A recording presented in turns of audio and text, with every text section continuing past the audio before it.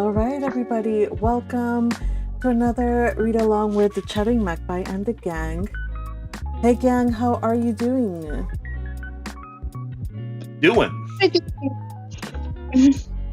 I'm here. Lovely to have you here. Teal, your voice. Hi. Are you good? Yeah, I'm gonna be good. Okay, I heard, you guys, that the reading cost Teal vocal damage.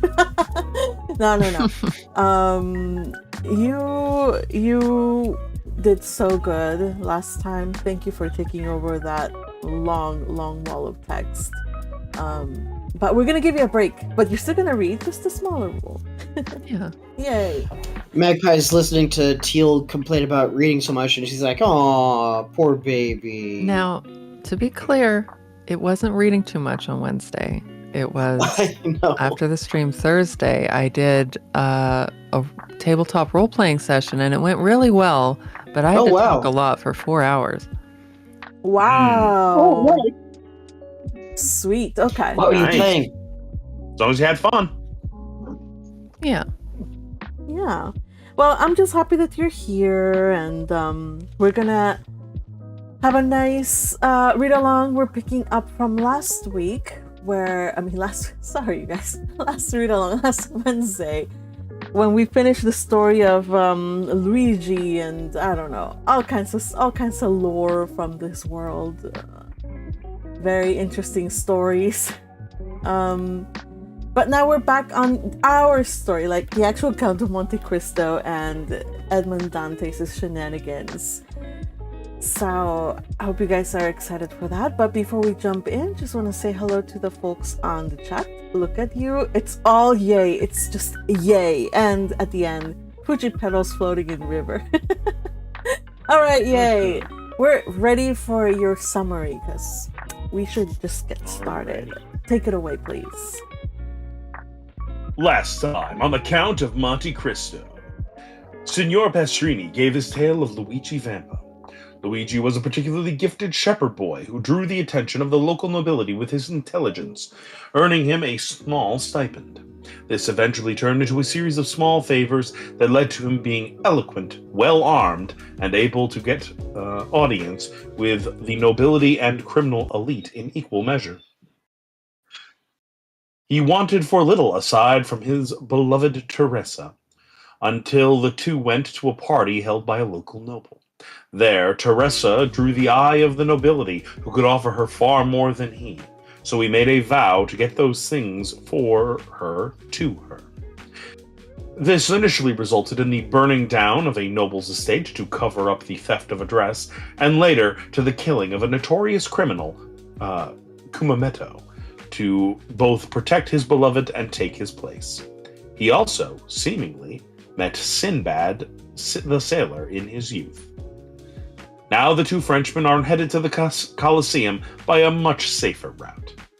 This time on The Count of Monte Cristo. Nice. Bravo. Thank you so much for that summary. Yay. Yeah, there it is. By the way, Fuji is saying, may I pray for a blessing? Yes. I'm not hesitant. I'm now very hesitant, Fuji, because you have taken the side of the chaotics in this server. So I'm very hesitant to now let you do blessings. But do it. Don't listen to Patrick. But I will believe that you only want the best for this group and not chaos. So, Fuji, go ahead. Well, perhaps I should pray to both. Perhaps I should pray to both Chaosifer and Schutzeria. Schutzeria and Chaosifer, please have a delightful battle today. This is my prayer. Thank you, Fuji. Well done. We'll agree on a compromise, I guess. I'm like the emperor, kind of rubbing his hands in the background. Good. Patrick, you're gonna get muted, okay? Before you even start reading. So settle down. Hold your horses. I haven't even done anything yet. Yes, for now, Patrick is still innocent. Leave him alone. No, I am judge and executioner here, so yeah. All right, people, we're gonna get started with chapter 34, the Colosseum. Today, reading we have Luigi Vampa is going to be read by EA82, Dante's, and also the Traveler, the Englishman, the Abbé, Sinbad, etc. Whoever else is going to be Dante's in this chapter is going to be Patrick. Albert Morcerf is also going to be Patrick. Franz Stepinet will be EA82. By the way, what does that S mean? Small roll or? That was secondary. So if anybody else came in and wanted to roll, those would be the easy ones to pick. Okay. Got it. Okay. I say, looking at Butterfly and Fuji. Yes, you guys could read if you want. You guys want to read? My Wi-Fi. Oh, It's okay. yeah, something is definitely going on. As always.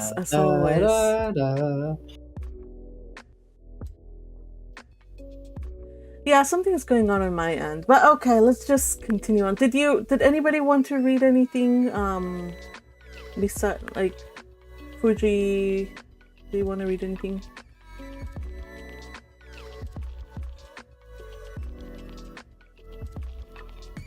Yeah, not hearing anything. All right, so let's just get started. Yep. I mean, because my computer is gonna explode probably. So, chapter 34, Luigi Vampa will be read by Ye82, Dante's will be read by Patrick, Albert Morcerf by Patrick, Franz Stepinet by Ye82, the Countess by Yukihime, Signor Pastrini by Teal, the Servant will also be Yukihime, and highlighter MVP, of course, is our beloved Teal. Okay, guys, let's get this started before something else happens. I'm ready. Let's do this. France had so managed his route that during the ride of the Colosseum they passed not a single ancient ruin, so that no preliminary impression inferred to mitigate the colossal proportions of the gigantic building they came to admire. The road selected was a continuation of the Via Sistina. Then, by cutting off the right angle of the street in which stands Santa Maria Maggiore, and proceeding by the Via Urbana and San Pietro in Vincoli, the travelers would find themselves directly opposite the Colosseum. This itinerary possessed another great advantage, that of leaving France at full liberty to indulge his deep reverie upon the subject of Signor Pastrini's story, in which his mysterious host of Monte Cristo was so strangely mixed up.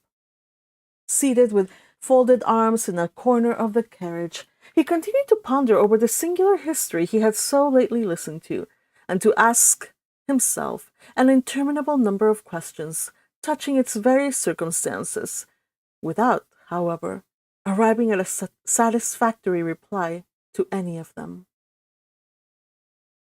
One fact more than the rest brought his friend, Sinbad the sailor, back to his recollection, and that was a mysterious sort of intimacy that seemed to exist between the brigands and the sailors. And Pastrini's account of Vampa's having found refuge on board of the vessels of smugglers and fishermen reminded Franz of the two Corsican bandits he had found supping so amicably with the crew of the little yacht, which had even deviated from its course and touched at Porto Vecchio for the sole purpose of landing them. The very name assumed by his host of Monte Cristo, and again repeated by the landlord of the Hôtel de Londres, abundantly proved to him that his island friend was playing his philanthropic part on the shores of Piombino, Civitavecchia, Ostia, and Gaeta, as on those of Corsica, Tuscany, and Spain. And further, Franz bethought him of having heard his singular entertainer speak both of Tunis and Palermo, proving thereby how largely his circle of acquaintances extended. But, however the mind of the young man might be absorbed in these reflections, they were at once dispersed at the sight of the dark, frowning ruins of the stupendous Colosseum, through the various openings of which the pale moonlight played and flickered like the unearthly gleam from the eyes of the wandering dead. The carriage stopped near the Meta-Sudans. The door was opened, and the young men, eagerly alighting, found themselves opposite a cicerone, who appeared to have sprung up from the ground, so unexpected was his appearance. The usual guide from the hotel having followed them, they had paid 2 conductors. Nor is it possible at Rome to avoid this abundant supply of guides, besides the ordinary cicerone, who seizes upon you directly you set foot in your hotel, and never quits you while you remain in the city. There's also a special cicerone belonging to each monument, nay, almost to each part of a monument. It may therefore be easily imagined there is no scarcity of guides at the Colosseum, that wonder of all ages, which Martial thus eulogizes. Let Memphis cease to boast the barbarous miracles of her pyramid, and the wonders of Babylon be talked of no more amongst us. All must bow to the superiority of the gigantic labor of the Caesars, and the many voices of fame spread far and wide the surpassing merits of this incomparable monument. As for Albert and Franz, they essayed not to escape from their Ciceronian tyrants, and indeed it would have been so much the more difficult to break their bondage, as the guides alone are permitted to visit these monuments with torches in their hands. Thus, then, the young men made no attempt at resistance, but blindly and confidingly surrendered themselves into the care and custody of their conductors. Franz had already made 7 or 8 similar excursions to the Colosseum, while his less favored companion trod for the first time in his life the classic ground forming the monument of Flavius Vespasian. And to his credit be it spoken, his mind, even amid the glib loquacity of the guides, was duly and deeply touched with awe and enthusiastic admiration of all he saw. And certainly no adequate notion of these stupendous ruins can be formed save by such as have visited them, and more especially by moonlight, at which time the vast proportions of the building appeared twice as large when viewed by the mysterious beams of a southern moonlit sky, whose rays are sufficiently clear and vivid to light the horizon with a glow equal to the soft twilight of a western clime. Scarcely, therefore, had the reflective Franz walked 100 steps beneath the interior porticos of the ruin, when, abandoning Albert to the guides, who would by no means yield their prescriptive right of carrying their victims through the routine regularly laid down, and as regularly followed by them, but dragged the unconscious visitor to the various objects with a pertinacity that admitted of no appeal, beginning, as a matter of course, with the lions, then the Hall of the Gladiators, and finishing with Caesar's Podium. To escape a jargon and mechanical survey of the wonders by which he was surrounded, Franz ascended a half-dilapidated staircase, and leaving them to follow their monotonous round, seated himself at the foot of a column, and immediately opposite a large aperture, which permitted him to enjoy a full and undisturbed view of the gigantic dimensions of the majestic ruin. Franz had remained for nearly a quarter of an hour, perfectly hidden by the shadow of the vast column, at whose base he had found a resting place, and from whence his eyes followed the motions of Albert and his guides, who, holding torches in their hands, had emerged from a vomitorium at the opposite extremity of the Colosseum, and then again disappeared down the steps conducting to the seats reserved for the Vestal Virgins, resembling, as they glided along, some restless shades following the flickering glare of so many ignis fatui. All at once, his ear caught a sound resembling that of a stone rolling down the staircase opposite the one by which he had himself ascended. There was nothing remarkable in the circumstance of a fragment of granite giving way and falling heavily below, but it seemed to him that the substance that fell gave way beneath the pressure of a foot, and also that someone who endeavored as much as possible to prevent his footsteps from being heard was approaching the spot where he sat. conjecture soon became certainty, for the figure of a man was distinctly visible to Franz, gradually emerging from the staircase opposite, upon which the moon was at that moment pouring a full tide of silvery brightness. The stranger, thus presenting himself, was probably a person who, like Franz, preferred the enjoyment of solitude and his own thoughts to the frivolous gabble of the guides, and his appearance had nothing extraordinary in it. But the hesitation with which he proceeded, stopping and listening with anxious attention at every step he took, convinced Franz that he expected the arrival of some person. By a sort of instinctive impulse, Franz withdrew as much as possible behind his pillar. About 10 feet from the spot where he and the stranger were, the roof had given way, leaving a large round opening through which might be seen the blue vault of heaven, thickly studded with stars.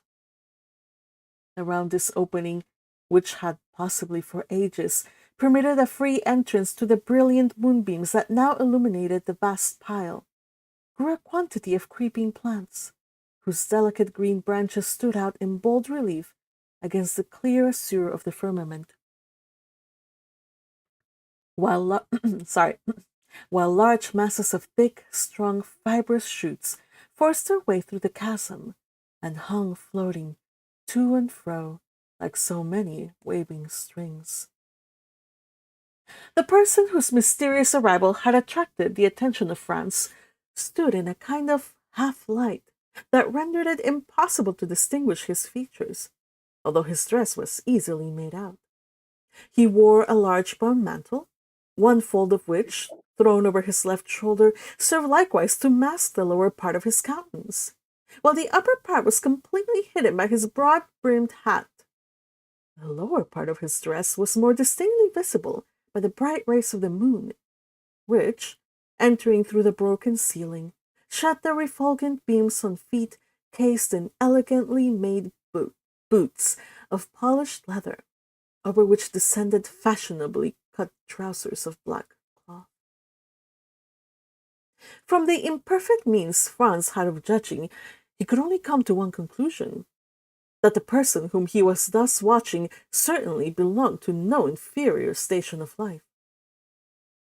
Some few minutes had elapsed, and the stranger began to show manifest signs of impatience, when a slight noise was heard outside the aperture in the roof, and almost immediately a dark shadow seemed to obstruct the flood of light that had entered it, and the figure of a man was clearly seen gazing with eager scrutiny on the immense space beneath him.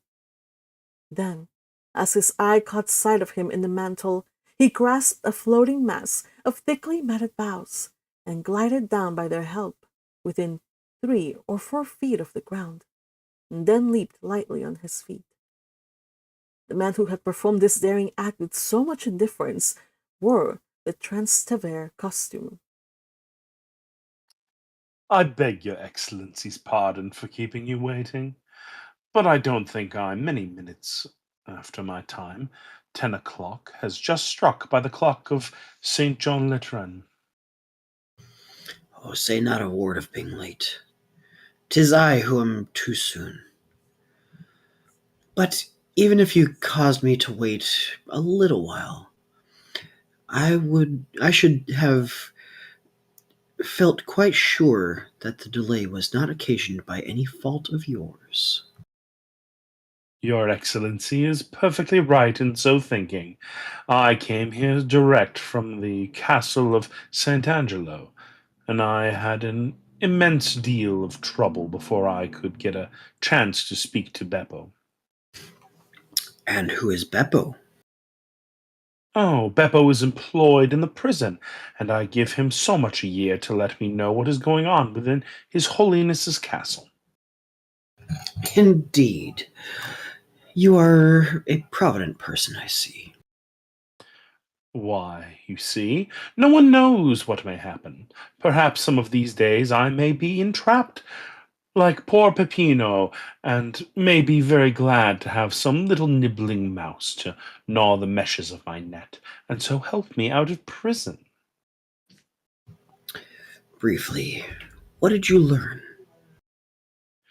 The 2 executions of considerable interest will take place the day after tomorrow at 2 o'clock, as is customary at Rome, at the consignment of all great festivals. One of the culprits will be Mazzatlo. He is an atrocious villain who murdered the priest who brought him up, and deserves not the smallest pity. The other sufferer is sentenced to be decapitato, and he, Your Excellency, is poor Peppino. The fact is that you have inspired not only the pontifical government, but also the neighboring states, with such extreme fear that they are glad of all opportunity of making an example. But Peppino did not even belong to my band. He was merely a poor shepherd, whose only crime consisted in furnishing us with provisions. Which makes him your accomplice to all intents and purposes. But mark the distinction with which he is treated. Instead of being knocked on the head as you would be if once they caught hold of you, he is simply sentenced to be guillotined.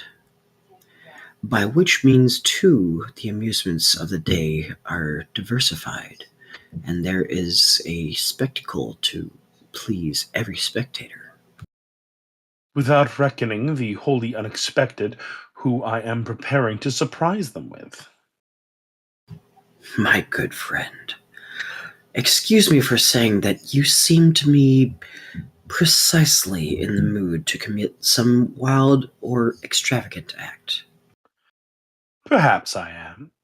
But one thing I have resolved on, and that is, to stop at nothing to restore a poor devil to liberty, who has got into this scrape solely from having served me. I should hate and despise myself as a coward did I desert the brave fellow in his present extremity. And what do you mean to do? To surround the scaffold with 20 of my best men, who, at my signal from me, will rush forward directly. Peppino is brought for execution, and, by the assistance of their stilettos, drive back the guard and carry off the prisoner. That seems to me as hazardous as uncertain, and convinces me that my scheme is far better than yours. And what is your Excellency's project? Just this. I will so advantageously bestow 2,000 piastres that the person receiving them shall obtain a respite till next year for Peppino. And during that year, another skillfully placed 1,000 piastres will afford him the means of escaping from his prison. And do you feel sure of succeeding? Pardieu!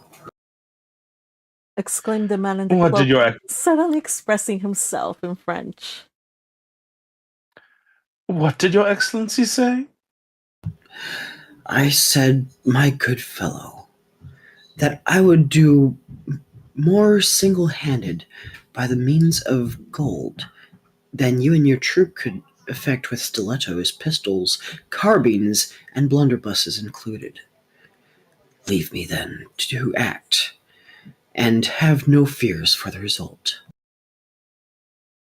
At least there can be no harm in myself and party being in readiness, in case your Excellency should fail. None whatsoever. Take what precautions you please. If it is any satisfaction to you to do so, but rely upon my obtaining the reprieve I seek. Remember, the execution is fixed for the day after tomorrow, and that you have but 1 day to work in.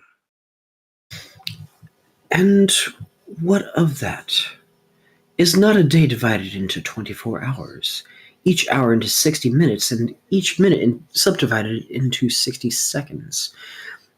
Now, in 86,400 seconds, very many things can be done. And how shall I know whether your excellency has succeeded or not? Oh, that is very easily arranged. I have engaged the 3 lower windows at the Cafe Rospoli. Should I have obtained the requisite pardon for Peppino, the 2 outside windows will be hung with yellow damasks, and the center with white, having a large cross in red marked on it. And whom will you employ to carry the reprieve to the officer directing the execution? Send one of your men, disguised as a penitent friar, and I will give it to him. His dress will procure him the means of approaching the scaffold itself, and he will deliver the official order for the officer, who, in his turn, will hand it to the executioner. In the meantime, it will be as well to acquaint Peppino with what we have determined on, if it be only to prevent his dying of fear or losing his senses, because in either case a very useless expense will have been incurred. Your excellency, you are fully persuaded of my entire devotion to you, are you not? Nay, I flatter myself that there can be no doubt of it. Well, then, only fulfill your promise of rescuing Peppino, and henceforward you shall receive not only devotion, but the most absolute obedience from myself and those under me that one human being can render to another. Have a care for how you pledge yourself, my good friend, for I may remind you of your purpose at some perhaps not very distant period, when I in my turn may require your aid and influence. Let that day come sooner or later, your excellency will find me what I have found you in this my heavy trouble. And if from the other end of the world you but write me a word, and do such or such a thing, you may regard it as done, for done it shall be, on the word and faith of— Hush! I hear a noise. 'Tis some travellers who are visiting the Colosseum by torchlight. 'Twere better we should not be seen together. Those guards are nothing but spies, and might possibly recognize you, and however I may be honored by your friendship, my worthy friend, if once the extent of our intimacy were known, I am sadly afraid both my reputation and credit would suffer thereby. Well then, if you obtain the reprieve, The middle window at the Cafe Rospoli will be hung with white damask bearing a red cross. and if you fail, Then all 3 windows will have yellow draperies. and then, And then, my good fellow, use your daggers in any way you please. And I further promise you to be there as a spectator of your prowess. we understand each other perfectly then. Adieu, your excellency. Depend upon me as firmly as I do upon you. Saying these words, the Transteverin disappeared down the staircase, while his companion, muffling his features more closely than before in the folds of his mantle, passed almost close to Franz, and descended to the arena by an outward flight of steps. The next minute, Franz heard himself called by Albert, who made the lofty building re-echo with the sound of his friend's name. Franz, however, did not obey the summons till he had satisfied himself that the 2 men whose conversation he had overheard were at a sufficient distance to prevent his encountering them in his descent. In 10 minutes after the strangers had departed, Franz was on the road to the Piazza di Spagna, listening with studied indifference to the learned dissertation delivered by Albert, after the manner of Pliny and Calpurnius, touching the iron-pointed nets used to prevent the ferocious beasts from springing on the spectators. Franz let him proceed without interruption, and in fact did not hear what was said. He longed to be alone and free to ponder over all that had occurred. One of the two men, whose mysterious meeting in the Colosseum he had so unintentionally witnessed, was an entire stranger to him, but not so the other, and though Franz had been unable to distinguish his features from his being either wrapped in his mantle or obscured by the shadow, the tones of his voice had made too powerful an impression on him the first time he had heard them, for him ever again to forget them, hear them when or where he might.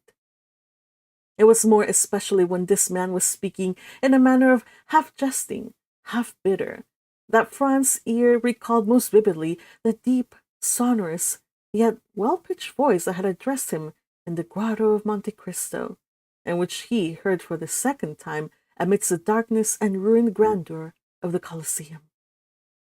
And the more he thought, the more entire was his conviction that the person who wore the mantle was no other than his former host and entertainer, Sinbad the sailor.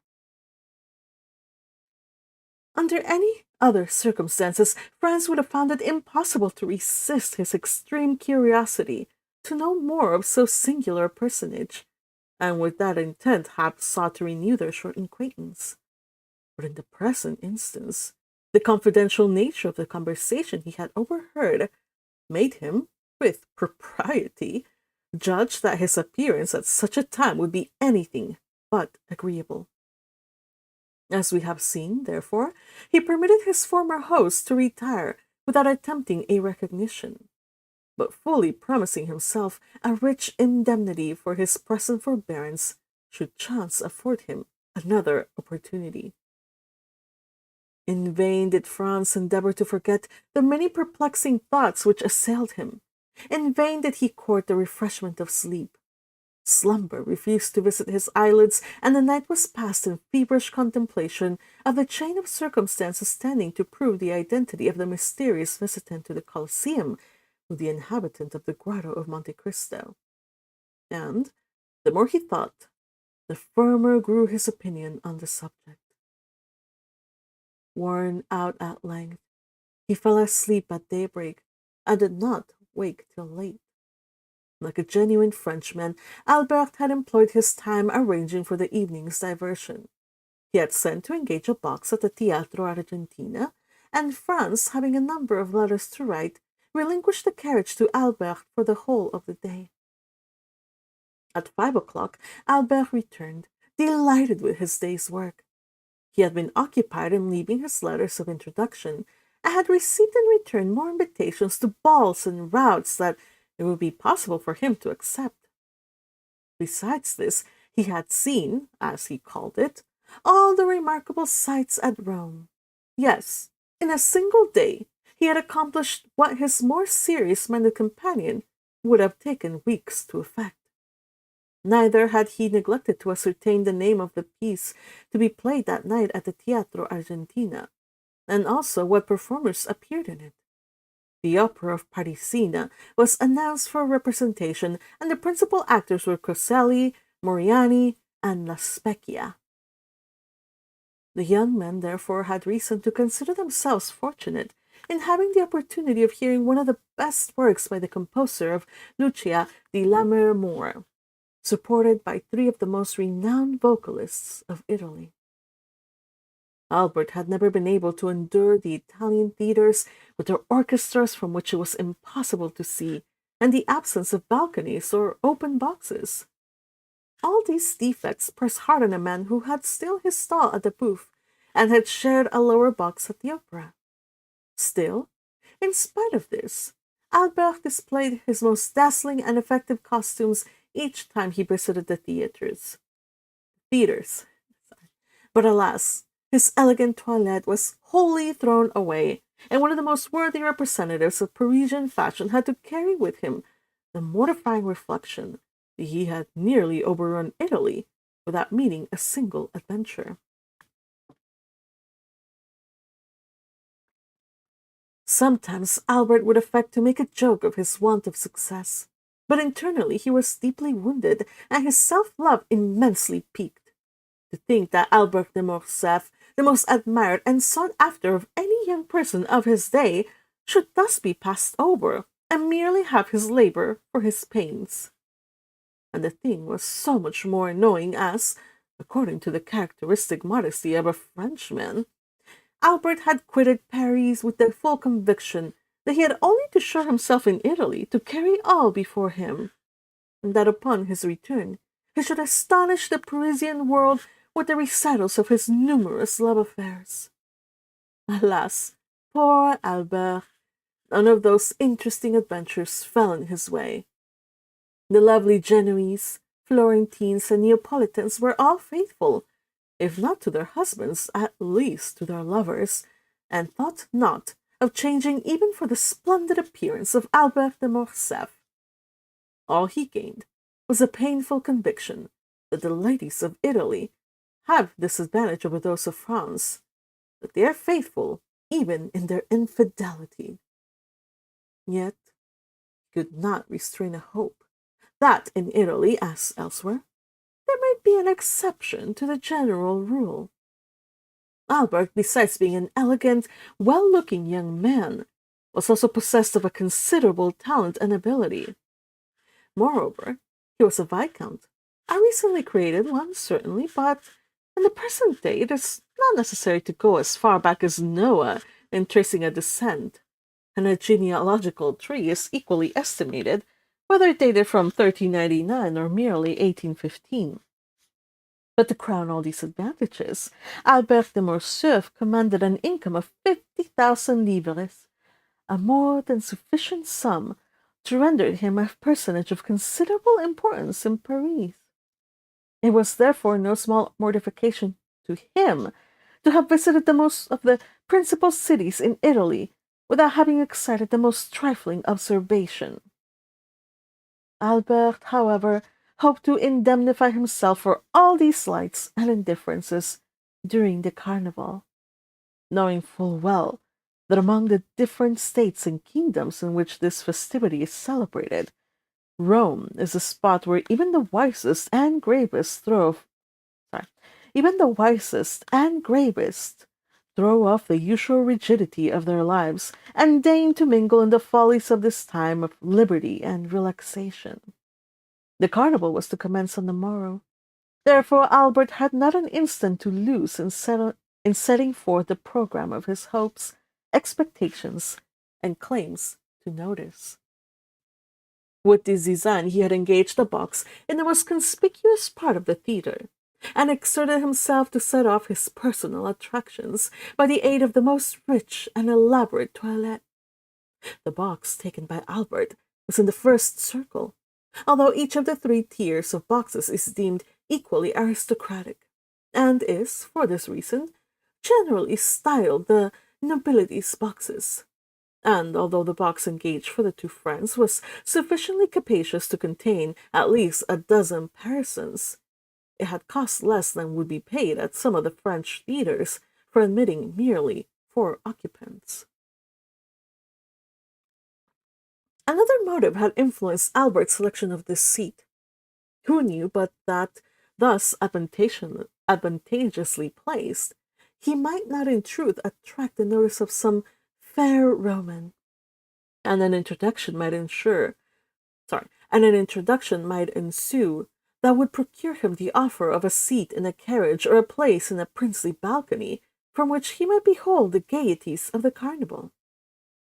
These united considerations made Albert more lively and anxious to please than he had hitherto been. Totally disregarding the business of the stage, he leaned from his box and began actively scrutinizing the beauty of each pretty woman, aided by a powerful opera glass. But alas, his attempt to attract notice wholly failed. Not even curiosity had been excited, and it was but too apparent that the lovely creatures, into whose good graces he was desirous of stealing, were all so much engrossed with themselves, their lovers, or their own thoughts, that they had not so much as noticed him or the manipulation of his glass.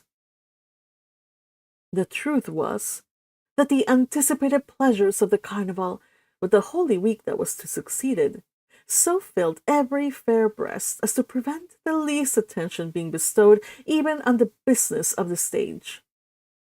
The actors made their entries and exits unobserved or unthought of.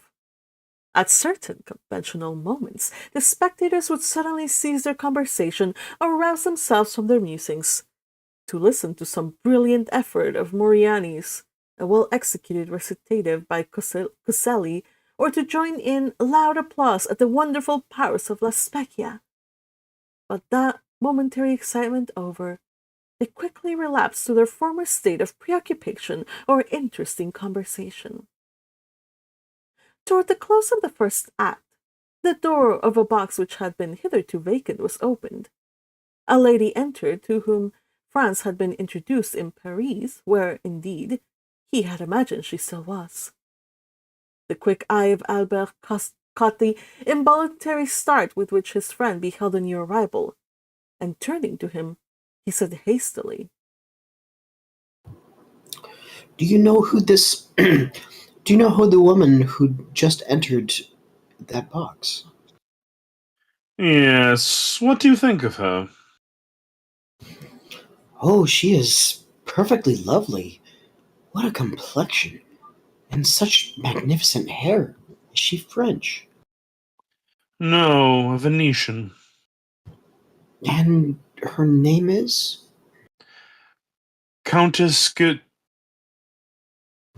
I know her by name. She is said to possess as much wit and cleverness as beauty. I was to have been presented to her when I met her at Madame Villefort's ball. Shall I assist you in repairing your negligence? Oh, my dear fellow, are you really on such good terms with her as to venture to take me to her box? Why, I have only had the honor of being in her society and conversing with her 3 or 4 times in my life. But you know that even such an acquaintance as that might warrant my doing what you ask. At that instant, the Countess perceived Franz, and graciously waved her hand to him, to which he replied by a respectful inclination of the head. Upon my word, you seem to be on excellent terms with the beautiful Countess. You are mistaken in thinking so. But you merely fall into the same error which leads so many of our countrymen to commit the most egregious blunders. I mean that of judging the habits and customs of Italy and Spain by our Parisian notions.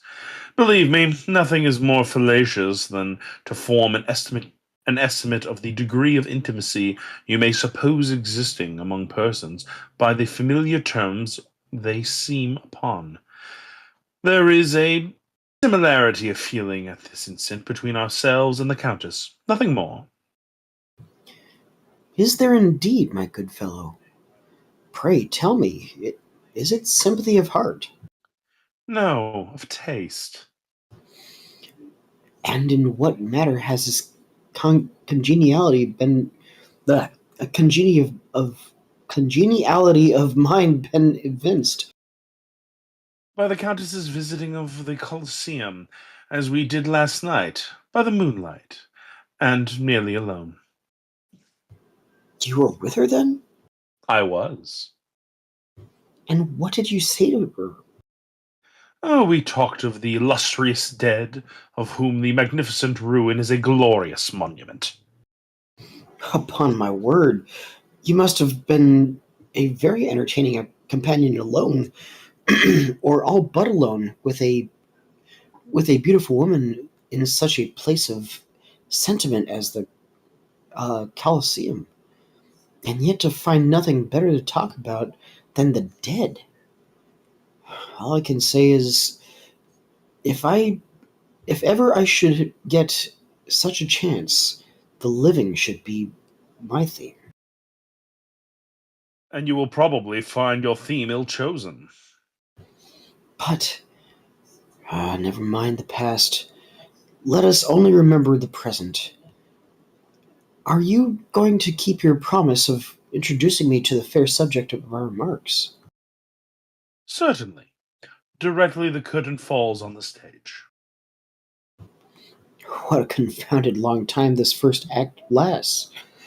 I believe on my soul that they never meant to finish it. Oh, yes, they will. Only listen to the charming finale. How exquisitely Coselli sings his part. But what an awkward, inelegant fellow he is. Well, then, what do you say to La Spezia? Did you ever see anything more perfect than her acting? Why, you know, my dear fellow, when one has been accustomed to Malibran and Sontag, such singers as these don't make the same impression on you they perhaps do on others. At least you must admire Moriani's style and execution. I never fancied men of his dark, ponderous appearance singing with a voice like a woman's. My good friend, said Franz, turning you to him, while Albert continued to point his glass at every box in the theater. you seem determined not to approve. You really are too difficult to please. The curtain at length fell on the performances, to the infinite satisfaction of the Viscount of Morcerf, who seized his hat, rapidly passed his fingers through his hair, arranged his cravat and wristbands, and signified to Franz that he was waiting for him to lead the way. Franz, who had mutely interrogated the Countess, had received from her a gracious smile in token that he would be welcome, sought not to retard the gratification of Albert's eager impatience, but began at once a tour of the house, closely followed by Albert, who availed himself of the few minutes required to reach the opposite side of the theatre, to settle the height and smoothness of his collar, and to arrange the lappets of his coat. This important task was just completed as they arrived at the Countess's box. At the knock, the door was immediately opened, and the young man who was seated beside the Countess, in obedience to Italian custom, instantly rose and surrendered his place to the strangers, who, in turn, would be expected to retire upon the arrival of other visitors. Franz presented Albert as one of the most distinguished young men of the day, both as regarded his position in society and extraordinary talents. Nor did he say more than the truth, for in Paris and the circle in which the Viscount moved, he was looked upon and cited as a model of perfection. Franz added that his companion, deeply grieved at having been prevented the honor of being presented to the Countess during her sojourn in Paris, was most anxious to make up for it, and had requested him, that is, Franz, to remedy the past misfortune by conducting him to her box, and concluded by asking pardon for his presumption in having taken it upon himself to do so. The Countess, in reply, bowed gracefully to Albert, and extended her hand with cordial kindness to Franz. Then, inviting Albert to take the vacant seat beside her, she recommended Franz to take the next best, if he wished to view the ballet, and pointed to the one behind her own chair. Albert was soon deeply engrossed in discoursing upon Paris and Parisian matters, speaking to the Countess of the various persons they both knew there. Franz perceived how completely he was in his element, and, unwilling to interfere with the pleasure he so evidently felt, took up Albert's glass, and began in his turn to survey the audience. Sitting alone, in the front of a box immediately opposite, but situated on the third row, was a woman of exquisite beauty, dressed in Greek costume, which evidently, from the ease and grace with which she wore it, was her national attire. Behind her, but in deep shadow, was the outline of a masculine figure, but the features of this latter personage it was not possible to distinguish. Franz could not forbear breaking in upon the apparently interesting conversation passing between the Countess and Albert, to inquire of the former if she knew who was the fair Albanian opposite, since beauty such as hers was well worthy of being observed by either sex. All I can tell about her is that she has been at Rome since the beginning of the season. For I saw her where she now sits the very first night of the season, and since then she has never missed a performance. Sometimes she is accompanied by the person who is now with her, and at others she is merely attended by a black servant. And what do you think of her personal appearance? Oh, I consider her perfectly lovely. She is just my idea of what Medora must have been. Franz and the Countess exchanged a smile, and then the latter resumed her conversation with Albert, while Franz returned to his previous survey of the house and company. The curtain rose on the ballet, which was one of those excellent specimens of the Italian school, admirably arranged and put on the stage by Henri, who was established for himself a great reputation throughout Italy for his taste and skill in the choreographic art. One of those masterly productions of grace, method, and elegance, in which the whole corps de ballet, from the principal dancers to the humblest supernumerary, are all engaged on the stage at the same time, and 150 persons may be seen exhibiting the same attitude, or elevating the same arm or leg with a simultaneous movement, that would lead you to suppose that but one mind, one act of volition, influenced the moving mass. The ballet was called Poliska. However much the ballet might have claimed his attention, Franz was too deeply occupied with the beautiful Greek to take any note of it. While she seemed to experience an almost childlike delight in watching it, her eager, animated looks contrasting strongly with the utter indifference of her companion, who during the whole time the piece lasted never even moved, not even when the furious, crushing din produced by the trumpet, cymbals, and Chinese bells sounded their loudest from the opera. Of this he took no heed, but was, as far as appearances might be trusted, enjoying soft repose and bright celestial dreams. The ballet at length came to a close, and the curtain fell amid the loud, unanimous plaudits of an enthusiastic and delighted audience. Owing to the very judicious plan of dividing the two acts of the opera with the ballet, the pauses between the performances are very short. The singers in the opera, having time to repose themselves and change their costume when necessary, while the dancers are executing their pirouettes and exhibiting their graceful steps. The overture to the second act began, and at first the first sound of the leader's bow across the violin, Franz observed the sleeper slowly arise and approach the Greek girl, who turned around to say a few words to him, and then, leaning forward again on the railing of her box, she became as absorbed as before in what was going on. The countenance of the person who had addressed her remained so completely in the shade that, though Franz tried his utmost, he could not distinguish a single feature. The curtain rose, and the attention of Franz was attracted by the actors, and his eyes turned from the box containing the Greek girl and her strange companion to watch the business of the stage. Most of my readers are aware that the sound...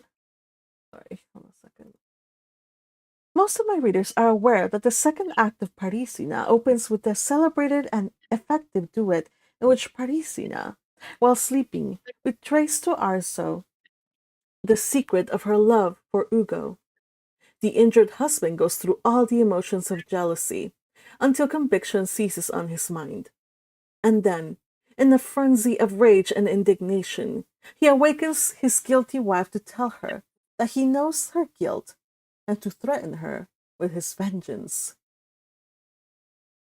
This duet is one of the most beautiful, expressive, and terrible conceptions that has ever emanated from the fruitful pen of Donizetti. Franz now listened to it for the third time, yet its notes so tenderly expressive and fearfully grand as the wretched husband and wife give vent to their different griefs and passions, thrilled the soul of France with an effect. Hold on a second. One of you guys, if you're not reading, can you mute yourself? Because I'm getting some sound. Thank you. Not sure who it is. Okay, thanks. Yeah. Franz now listened to it for the third time. Yet its notes so tenderly expressive and fearfully grand as the wretched husband and wife gave vent to their different griefs and passions, thrilled the soul of Franz with an effect equal to his first emotions upon hearing it.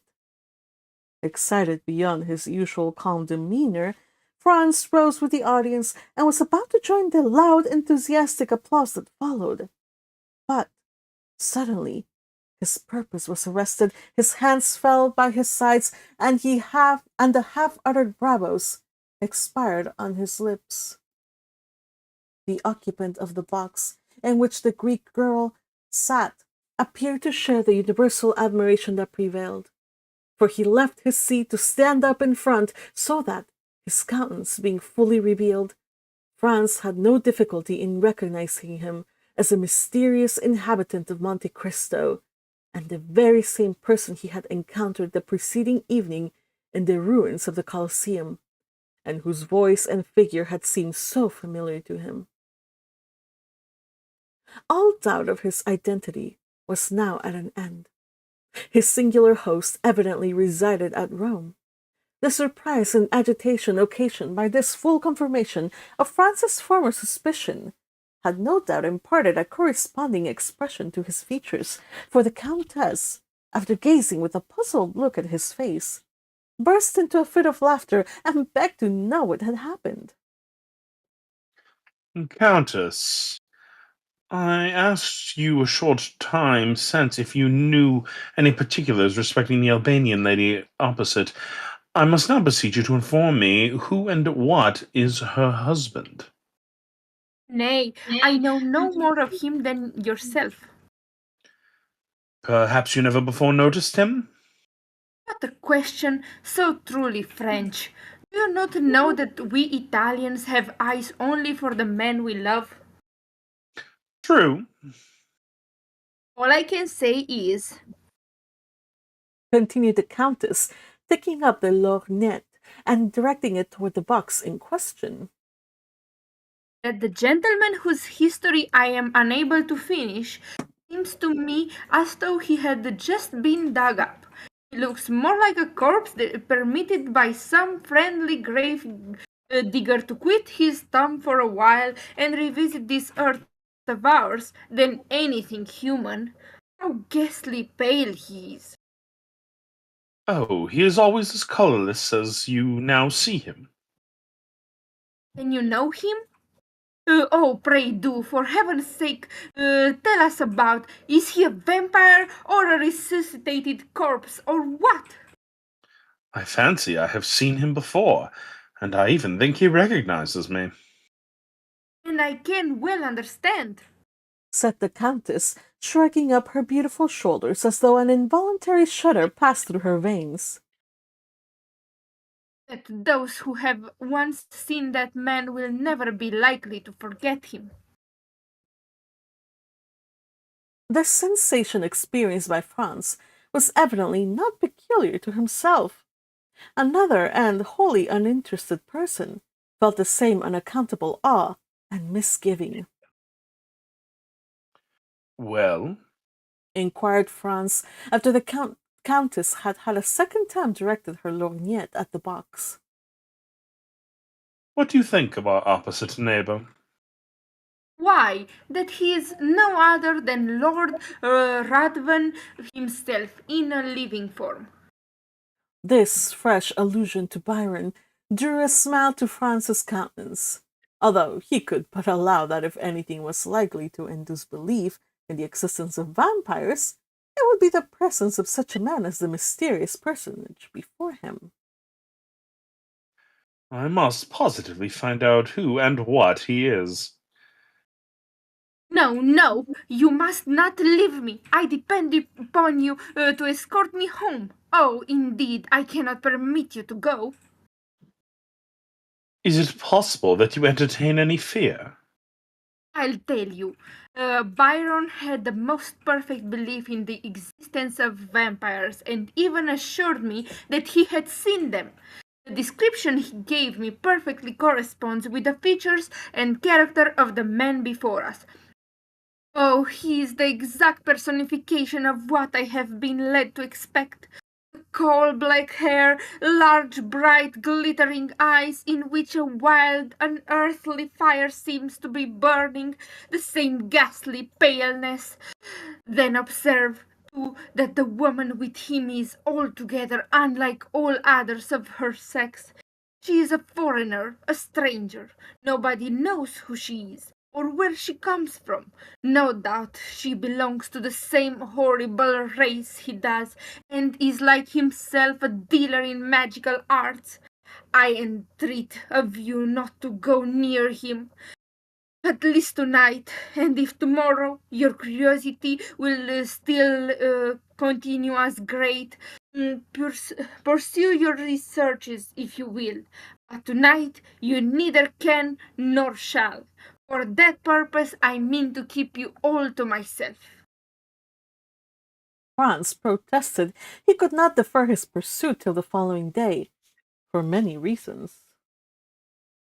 Listen to me, and do not be so very headstrong. I am going home. I have a party at my house tonight, and therefore cannot simply remain till the end of the opera. Now, I cannot for one instant believe you so devoid of gallantry as to refuse a lady your escort when she even condescends to ask you for it. There was nothing else left for Franz to do but to take up his hat, open the door of the box, and offer the Countess his arm. It was quite evident by her manner that her uneasiness was not feigned, and Franz himself could not resist a feeling of superstitious dread, so much the stronger in him, as it arose from a variety of corroborative recollections, while the terror of the Countess sprang from an instinctive belief originally created in her mind by the wild tales she had listened to till she believed them truths. Franz could even feel her arm tremble as he assisted her into the carriage. Upon arriving at her hotel, Franz perceived that she had deceived him when she spoke of expecting company. On the contrary, her own return home her own return home before the appointed hour seemed greatly to astonish the servants. Excuse my little subterfuge, but that horrid man had made me feel quite uncomfortable, and I longed to be alone, that I might compose my startled mind. Franz essayed to smile. Nay, do not smile. It ill accords with the expression of your countenance, and I am sure it does not spring from your heart. However, promise me one thing. What is that? Promise me, I say. I will do anything you desire, except relinquish my determination of finding out who this man is. I have more reasons than you can imagine for desiring to know who he is, from whence he came, and whither he is going. Where he comes from, I am ignorant, but I can readily tell you where he is going to, and that is down below, without the least doubt. Let us only speak of the promise you wish me to make. Well then, you must give me your word to return immediately to your hotel and make no attempt to follow this man tonight. There are certain affinities between the persons we quit and those we meet out afterwards. For heaven's sake, do not serve as a conductor between that man and me. Pursue your chase after him tomorrow as eagerly as you please, but never bring him near me, if you would not see me die of terror. And now, good night. Go to your rooms and try to sleep away all recollections of this evening. For my own part, I am quite sure I shall not be able to close my eyes. So saying, the Countess quitted Franz, leaving him unable to decide whether she were merely amusing herself at his expense, or whether her fears and agitations were genuine. Upon his return to the hotel, Upon his return to the hotel, Franz found Albert in his dressing gown and slippers, listlessly extended on a sofa, smoking a cigar.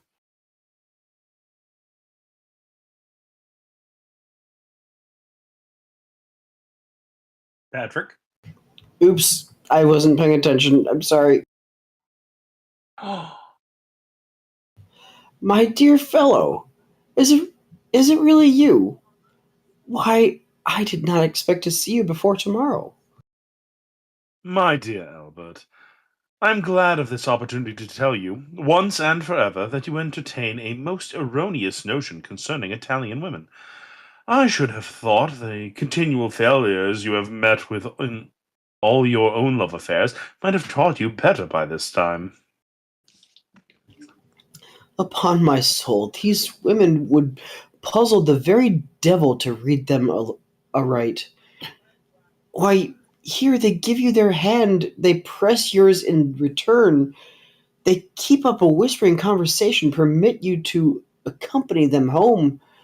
Why, if a Parisian were to indulge in a quarter of these marks of flattering attention, her reputation would be gone forever. And the very reason why the women of this fine country, where sound the sea, as Dantes writes, put so little restraint on their words and actions, is because they live so much in public, and have really nothing to conceal. Besides, you must have perceived that the Countess was really alarmed. At what? At the sight of that respectable gentleman sitting opposite us in the same box with the lovely Greek girl? Now, for my part, I met them in the lobby after the conclusion of the piece, and hang me if I can guess where you took your notions of the other world from.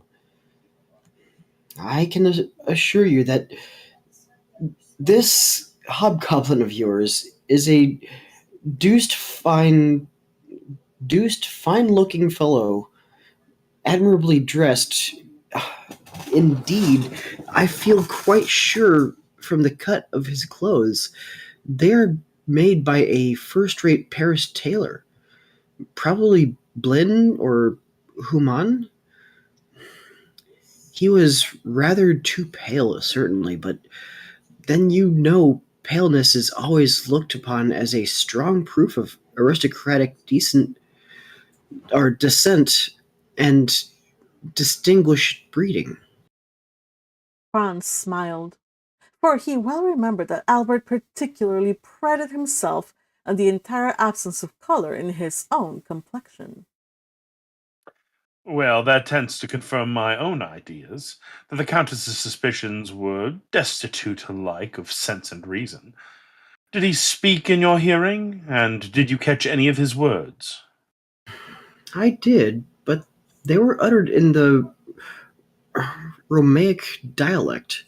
I knew that from the mixture of Greek words. I don't know whether I ever told you that when I was at college, I was rather strong in Greek. He spoke the Romaic language, did he?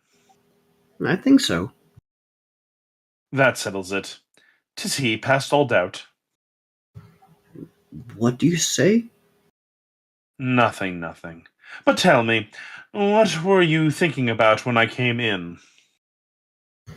Oh, I was arranging a little surprise for you. Indeed? Of what nature? Why, it is quite impossible to procure a carriage. Certainly. And I also know that we have done all that human means afforded to endeavor to get one. Now then, in this difficulty, a bright idea has flashed across my brain. Franz looked at Albert as though he had not much confidence in the suggestions of his imagination. I tell you what, Monsieur Franz, you deserve to be called out for such a misgiving and incredulous glance as that you were pleased to bestow upon me just now. And I promise to give you the satisfaction of a gentleman if your scheme turns out as ingenious as you assert. Well then, hearken to me. I listen. You agree, do you not, that obtaining a carriage is out of the question? I do. Neither can we procure horses. True, we have offered any sum, but have failed. Well now, what do you say to a cart? I dare say such a thing might be had. Very possibly. And a pair of oxen. As easily found as the cart. Then you see, my good fellow, with a cart and a couple of oxen, our business can be managed. The cart must be tastefully ornamented, and if you and I dress ourselves as Neapolitan reapers, we may get up on a striking tableau after the manner of that splendid picture of Leopold Robert. It would add greatly to the effect if the Countess would join us in the costume of a peasant from Puzzoli or Sorrento. Our group would then be quite complete, more especially as the Countess is quite beautiful enough to represent a Madonna. Well, this time, Monsieur Albert, I am bound to give you credit for having hit upon a most capital idea. And quite a natural one, too. A mere mask borrowed from our own festivities. Ye Romans! You thought to make us unhappy strangers trot at the heels of your processions like so many lazzaroni, because no carriages or horses are to be had in your beggarly city. But you do not know us. When we can't have a thing, we invent another. And have you communicated your triumph idea to anybody? Only to our host. Upon my return home, I sent for him, and I then explained to him what I wished to procure. He assured me that nothing would be easier than to furnish all I desired. One thing I was sorry for when I bade him have the horns of the oxen gilded. He told me there would be no time, as it would require 3 days to do that. So, you see, we must do without this little superfluity. And where is he now? Who? A host. Gone out to search for our equipage. By tomorrow, it might be too late. Then he will be able to give us an answer tonight. Oh, I expect him every minute. At this instant, the door opened, and the head of Signor Pastrini appeared. Permesso? Certainly, certainly. Come in, my host. Now then, have you found the desired cart and oxen? Better than that, replied Signor Pastrini, with the air of a man perfectly well satisfied with himself. Take care, my worthy host. Better is a sure enemy to well. Let your excellencies only leave the matter to me, returned Signor Pastrini in a tone indicative of unbounded self-confidence. But what have you done? Speak out, there's a worthy fellow. Your excellencies are aware that the Count of Monte Cristo is living on the same floor with yourselves? I should think we did know it, since it is owing to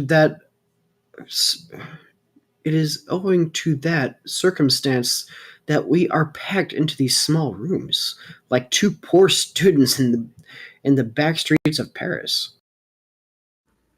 When, then, the Count of Monte Cristo, hearing of the dilemma in which you are placed, has sent to offer you seats in his carriage and 2 places at his windows in the Palazzo Ruspoli. But do you think that we ought to accept such offers from a perfect stranger? What sort of person is this Count of Monte Cristo? A very great nobleman, but whether Maltese or Sicilian, I cannot exactly say. But this I know, that he is noble as a Portuguese and rich as a gold mine. It seems to me that if this person merited such high panegyrics of our landlord, he would have conveyed his invitation through another channel, not permitted it to be brought to us in this unceremonious way. He would have written or... An instant, someone knocked at the door. Come in. A servant wearing a livery of considerable style and richness appeared at the threshold, and placing 2 cards in the landlord's hands, who forthwith presented them to the young man, he said, Please to deliver this from the Count of Monte Cristo to Vicomte Albert de Morcerf and M. Franz de Pinay, the Count of Monte Cristo. Begs this gentleman's permission to wait upon them as their neighbor, and he will be honored by an intimation of what time they will please to receive him. Faith, friends, there is not much to find fault with here. Tell the Count that we will do ourselves the pleasure of calling on him. The servant bowed and retired. That is what I call an excellent mode of attack. You were quite correct in what you said, Signor Pastrini. The Count of Monte Cristo is unquestionably a man of first-rate breeding and knowledge of the world. Then you accept his offer? Of course we do. Still, I must own I am sorry to be obliged to give up the cart and the group of reapers. It would have produced such an effect, and were it not for the windows at Palazzo Rospoli, by way of recompense for the loss of our beautiful scheme, I don't know what I should have held on my... I don't know but what I should have held on by my original plan. What do you say, friends? Oh, I agree with you. The windows in the Palazzo Rospoli alone decided me. The truth was, the dimension of the 2 palaces in the Palazzo Rospoli had recalled Franz the conversation he had overheard the preceding evening in the ruins of the Colosseum, between the mysterious unknown and the Transteverin, in which the stranger in the cloak had undertaken to obtain the freedom of a condemned criminal. And if this muffled-up individual proved, as Franz felt sure he would, to be the same as the person he had just seen in the Teatro Argentina, then he should be able to establish his identity and also to prosecute his researches respecting him with the perfect facility and freedom. Franz passed the night in confused dreams respecting the 2 meetings he had already had with his mysterious tormentor, and in waking speculations as to what the morrow would produce. The next day must clear up every doubt, and unless his near neighbor and would-be friend, the Count of Monte Cristo, possessed the ring of Gyges, possessed the ring of Gyges, and by its power was able to render himself invisible, it was very certain that he could not escape this time. 8 o'clock found Franz up and dressed, while Albert, who had not the same motives for early rising, was still soundly asleep. The first act of Franz was to summon his landlord, who presented himself with his accustomed obsequiousness. Pray, Signor Pastrini, is not some execution appointed to take place today? Yes, Your Excellency, But if your reason for inquiry is that you may procure a window to view it from, you are much too late. Oh no, I had no such intention, and even if I had a wish to witness the spectacle, I might have done so from Pincio. Could I not? Ah, I did not think it likely Your Excellency would have chosen to mingle with such a rabble as are always collected on that hill, which, indeed, they consider as exclusively belonging to themselves. Very possibly I may not go, but in case I feel dispossessed, give me some particulars of today's executions. What particulars would Your Excellency like to hear? Why, the number of persons condemned to suffer, their names, and descriptions of the death they are to die. That happens just lucky, Your Excellency. Only a few minutes ago they brought me the tabletas. What are they? Sort of wooden tablets hung up at the corners of streets the evening before an execution, on which is pasted up a paper containing the names of the condemned persons, their crimes, and modes of punishment. The reason for so publicly announcing all this is that all good and faithful Catholics may offer up their prayers for the unfortunate culprits, and, above all, beseech of heaven to grant them a sincere repentance. And these tablets are brought to you that you may add your prayers to those of the faithful, are they? Oh dear, no, Your Excellency. I have not time for anybody's affairs but my own, and those of my honorable guests. But I make an agreement with the man who pastes up the papers, and he brings them to me as he would the playbills, that in case any person staying at my hotel should like to witness an execution, he may obtain every requisite information concerning the time and the place, etc. Upon my word, that is a most delicate attention on your part, Signor Pastrini. Why, Your Excellency. Returned the landlord, chuckling and rubbing his hands with infinite complacency. I think I may take upon myself to say I neglect nothing to deserve the support and patronage of the noble visitors of this poor hotel. I see that plainly enough, my most excellent host. And you may rely upon me to proclaim so striking a proof of your attention to your guests wherever I go. Meanwhile, oblige me by a sight of one of these travelitas. Nothing can be easier than to comply with Your Excellency's wish, Said the landlord, opening the door of the chamber. I have caused one to be placed on the landing close by your apartment. Then, taking the tablet from the wall, he handed it to Franz, who read as follows. The public is informed that on Wednesday, February 23rd, being the first day of Carnival, executions will take place in the Piazza de Popolo by order of the Tribune of the Rota of two persons named Andrea Rodolo and Peppino, otherwise called Rocca Priori, the former found guilty of the murder of a venerable and exemplary priest named Don Caesar Torlini, canon of the Church of St. John Latran, and later convicted of being an accomplice of the atrocious and sanguinary bandit Luigi Vampa and his band. The first named malefactor will be Mozzato, the second culprit Di Capatino. The prayers of all good Christians are entreated for these unfortunate men, that it may please God to awaken them to a sense of their guilt, and to grant them a hearty and sincere repentance for their crimes.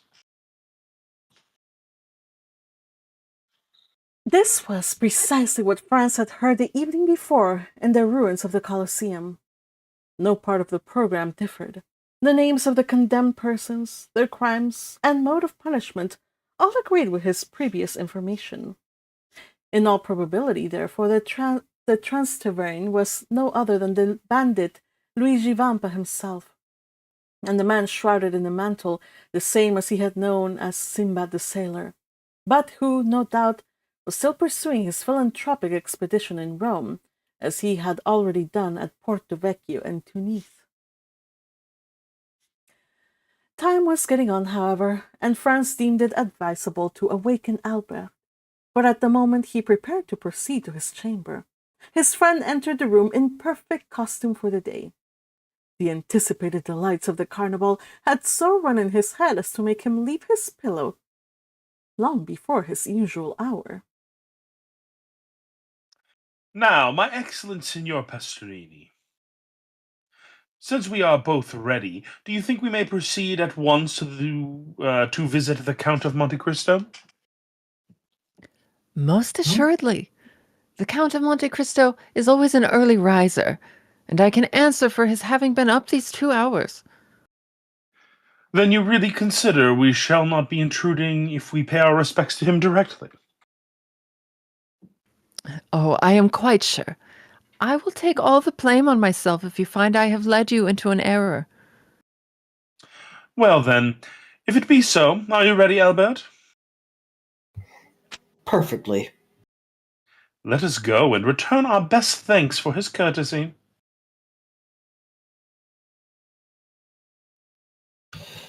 Yes, let us do so. The landlord preceded the friends across the landing, which was all that separated them from the apartments of the Count, rang at the bell, and upon the door being opened by a servant, said, I Signori Franceschi. The domestic bowed respectfully and invited them to enter. They passed through 2 rooms, furnished in a luxurious manner they had not expected to see under the roof of Signor Pastrini, and were shown into an elegantly fitted-up drawing-room. The richest Turkey carpets covered the floor, and the softest and most inviting couches, easy-chairs, and sofas offered their high-piled and yielding cushions to such as desired repose or refreshment. Splendid paintings by the first masters were ranged against the walls, intermingled with magnificent trophies of war, while heavy curtains of costly tapestry were suspended before the different doors of the room. If your excellencies will please be seated, I will let the count know that you are here. And with these words he disappeared behind one of the tapestried portières. As the door opened, the sound of a guzla reached the ears of the young men, but was almost immediately lost, for the rapid closing of the door merely allowed one rich swell of harmony to enter. Franz and Albert looked inquiringly at each other, then at the gorgeous furnishings of the apartment. Everything seemed more magnificent at a second view than it had done at the first rapid survey. Well, what think you of all this?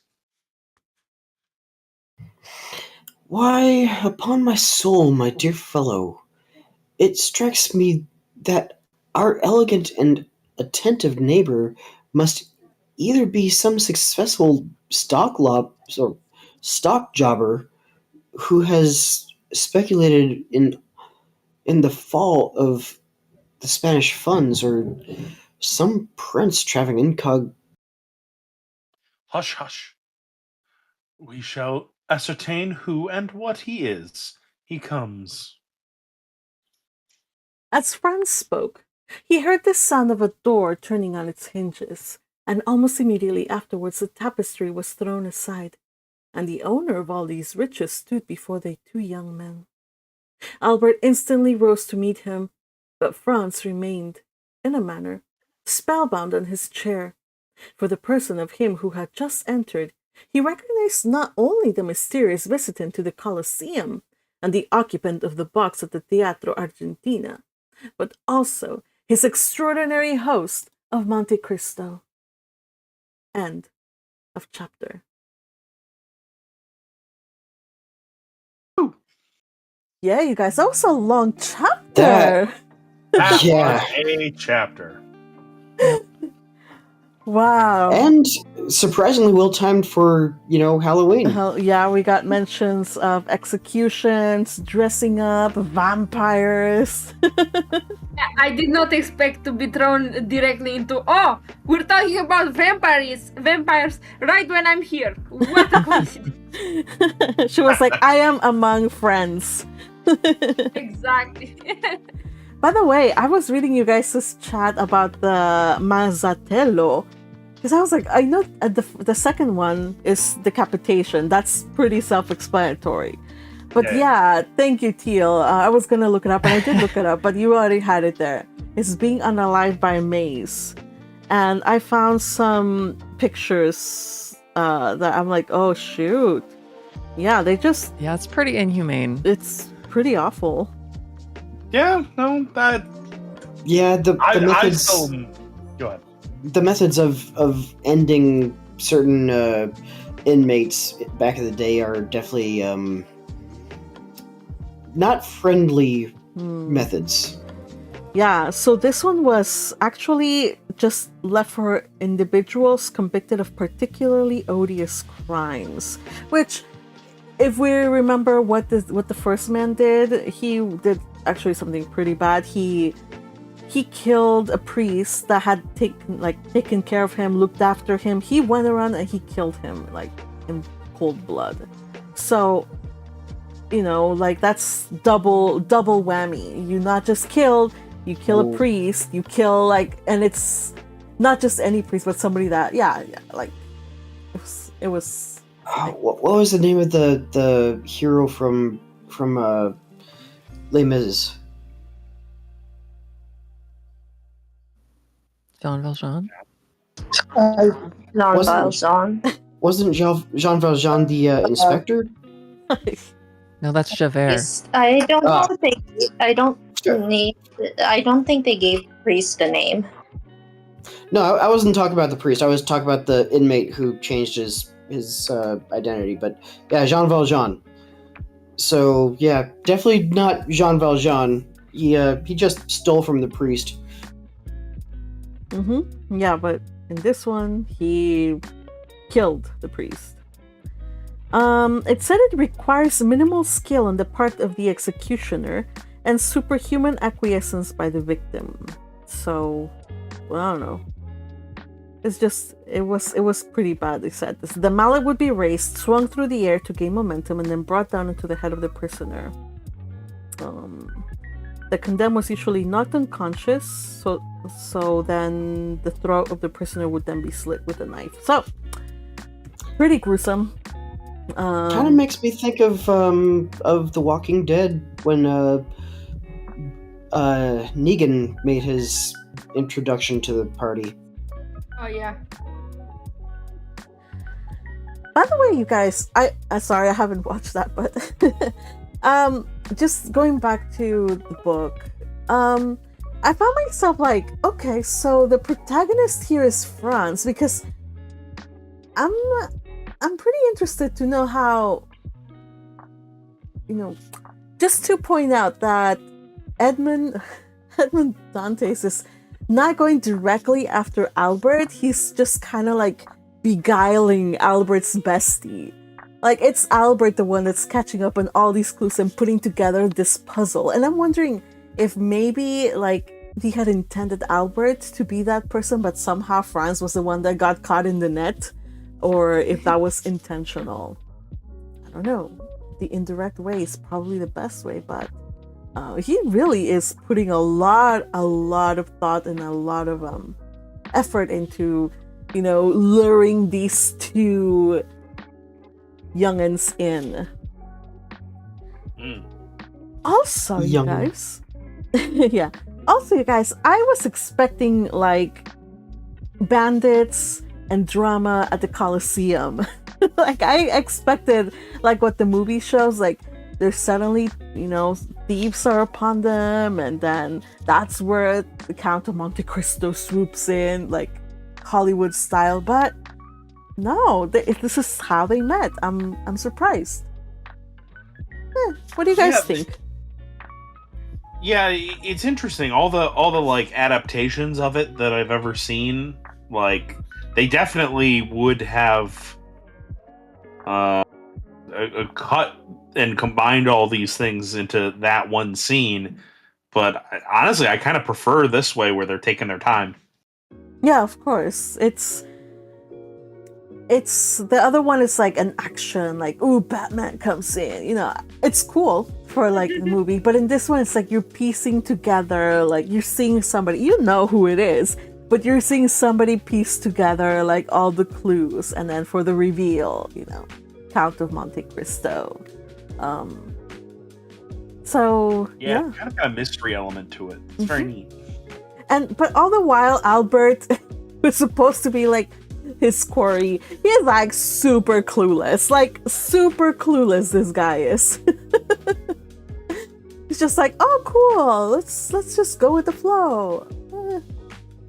So I'm just kind of surprised. I don't mind it at all. It's very interesting the way that the book goes about it.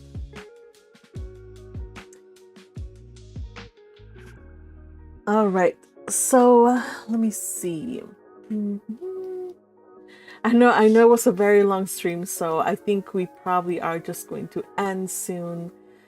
But I had a lot of fun reading. Let's see who else was here. Yes, perfect for Halloween, Yukime says. You guys are having fun with the fact that he was likened to a vampire. Now, it's basically said that Edmund is so pale because of like all of the long years he spent in prison, right? That's the reason, if I understand correctly. I'm wondering if he's going to continue to remain pale, or if eventually the sun is going to, give him some pigmentation. I mean, if he spends any real amount of time at sea as he did in his past life, then he might get a darker complexion again. I would hope so, for sure. But like, what was the Countess' problem with him? Like, oh my god, that man, he's the devil. Like, what's her problem? And I like immediately was like, yes, she needs to be like as haughty as possible and being like, my goodness. I in context, I'm also kind of wondering about that too, because I don't remember if it was Franz or Albert, but one of them was saying, yeah, the lighter, the more pale complexion is sought after in well-bred nobles. Methinks the lady doth protest too much. Oh. Fair enough. Ooh. I see. So maybe it's really, she should be reacting, he looks like a vampire, and then acting like anybody who read Twilight. Because women have been into vampires since time immemorial. Exactly. How dare you bring up that travesty of a quote-unquote vampire story? She literally said his eyes sparkled. We're halfway there.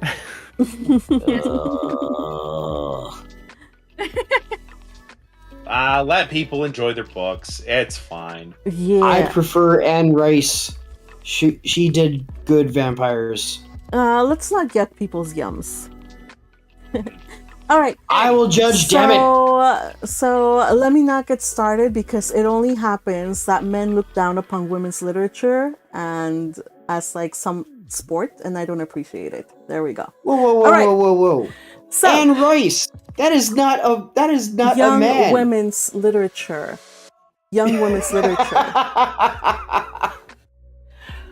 All right. So, that little bit of tangent aside, I think our stream has gone pretty long though. It has.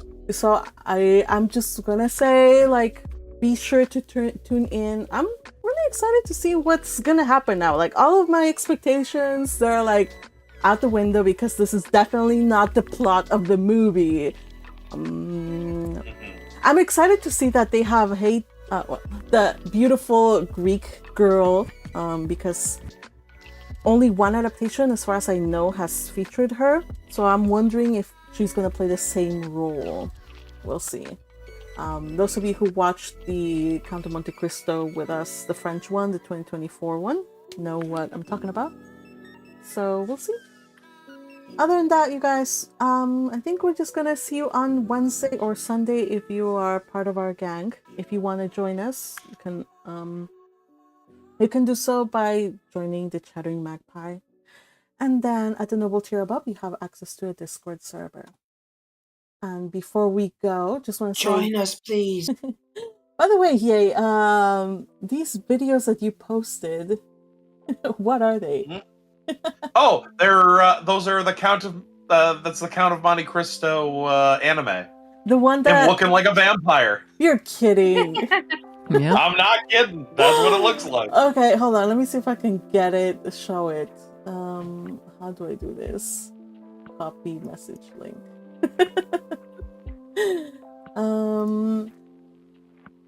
Yeah, it looks very very unique. I'm telling you, the art style on it is bizarre. Like It's very textured. Yes. It was a very unique animation style. But I heard a lot of people liked it. Yeah, it's beautiful. Oh, okay. Yeah, I see. So he literally is a vampire? yes, like a space vampire, but a vampire. Oh, that's hilarious. All right, Punch so Japan to look at that line about him being a vampire and go, that's the edge we need to take. take it to the nth degree. Oh, Japan. I love your And whimsy. I don't know what's in your water, but I keep drinking it. Maybe it's Kool-Aid. Depends if you are close to a certain plant that went meltdown. Nah, but that was after this, so. Okay, you guys. So I thank you guys for reading with us. Today we had Ye reading Luigi Vampa, Patrick reading Dante's, also reading Albert Morcerf.